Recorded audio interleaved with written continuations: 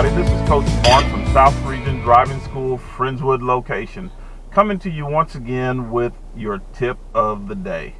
Today, we are going to take some time out to show you guys a very simple and easy way to learn how to parallel park. I actually developed this technique for my autistic students, but it works so well, I just use it for everybody.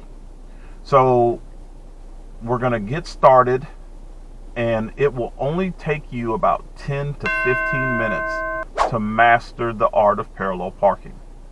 So are you guys ready? Let's get going. So the first thing you want to do is you want to have two cones set up. As you see in front of you, the very first cone that you would get to is exactly 5 feet away from the curb. Then there is 26 feet in between that first cone to the second cone. The second cone is 7 feet away from the curb. So you can either have both cones be 7 feet, or you can stagger them and have the back cone be 5 feet, the front cone be 7 feet from the curb. You also want to make sure that the car is going straight toward the direction of the area in which you're going to park. The very first cone represents the front side of a car. The second cone represents the back side of a car. We're going to pull up and then back in between the two. Another important thing to remember in parallel parking is you want to have about 3 to 4 feet in between your car door and the cone or the cars that you're going to park in between. So we'll go ahead and get started. The first thing we want to do is we want to pull up, keeping in mind our 3 to 4 feet in between the car door and the cone, and we're going to pull up until our back tire is even with the second cone, and then we'll come to a stop. Are you ready, Miss Milton? I'm ready. Proceed.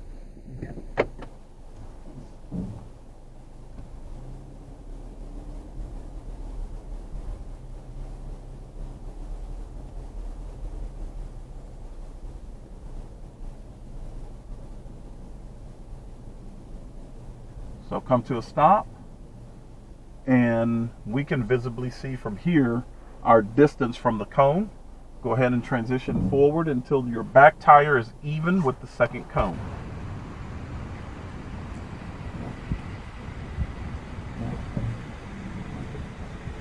Okay, now the technique that I developed is called 4-1-3. 4-1-3. Say it with me. 4-1-3. So first 4, then 1, and then 3. If you can remember those 3 numbers, you can parallel park. Then you have 4 steps to complete. The first step is put the car in reverse. Excellent. The next step, ask yourself a question. Am I doing this right? What was the last word in the sentence? Right. So if you ask yourself that question, you'll never forget what direction to turn the wheel. Turn the wheel all the way to the right. Okay. That's 2. 3. Tell everybody around you where you're going. How would you do that? Blinker. Correct. And you turn your blinker on to the right. Very good. Now these first 3 steps, I call them the 3 R's. Reverse, right, and right. And if you look, there is a diagonal line from the gear shift to the wheel to the blinker. So 1, 2, 3. Right now the car is facing forward. In a second, we're going to begin to back up until we're at a 45-degree angle. Before we do that, you have to complete the 4th step. The 4th step is to turn around and look over your left shoulder to see if any cars are coming. If no cars are coming, as your head transitions around, the car should begin to move backwards.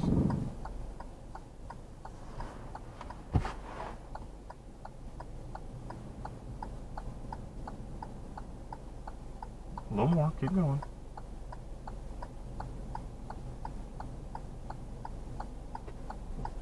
Now we're about at our 45-degree angle. What is your next number? 1. Now it's time to transition to our next number. Our numbers were 4, 1, 3. We completed the 4. Now we're at the 1. When you get here, you only have one thing to do. Okay. If you forget what that one thing is, you can give yourself a clue. The clue can be, I'm touching it. What are you touching? Steering wheel. So you turn the wheel all the way to the left.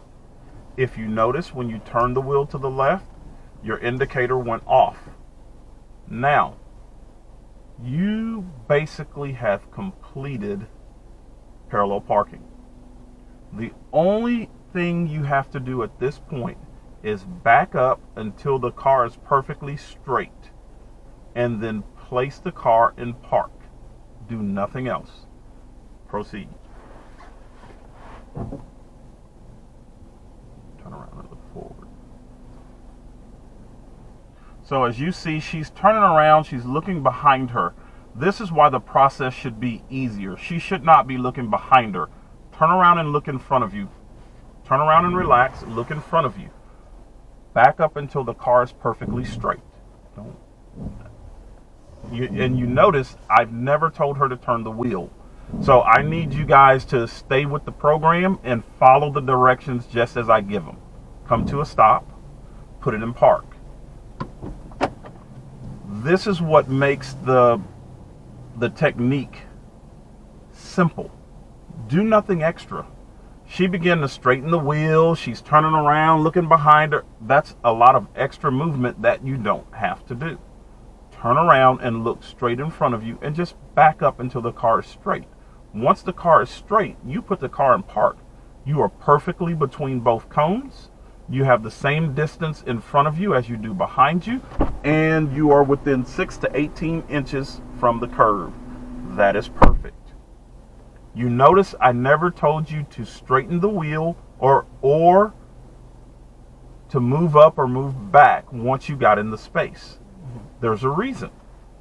When you get in the space or when you pull out of the space, if you hit the cone or the curb, it is an automatic fail. Did you hit the cone or the curb when you got in the space? No.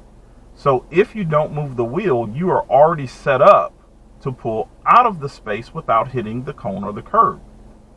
So now you only have 3 things that you need to do to pull out of this space safely without losing any points when you parallel park. So we've completed the 4, we completed the 1, now it's time for the 3. First, put it in reverse. Put it in drive, I apologize. That's 1. 2, tell everybody where you're going. And 3, look over your left shoulder and make sure no cars are coming. If no one's coming, as your head turns back straight, the car should begin to move. Once you get past the first cone, you begin to straighten the car and come to a complete stop. So as you can see, parallel parking is as easy as 413. All you have to do is take your time, focus, and do those steps, and you will be able to master parallel parking. Once again, this is South Region Driving School, Friendswood location, saying thanks for tuning in, and we'll see you again. Goodbye. Goodbye.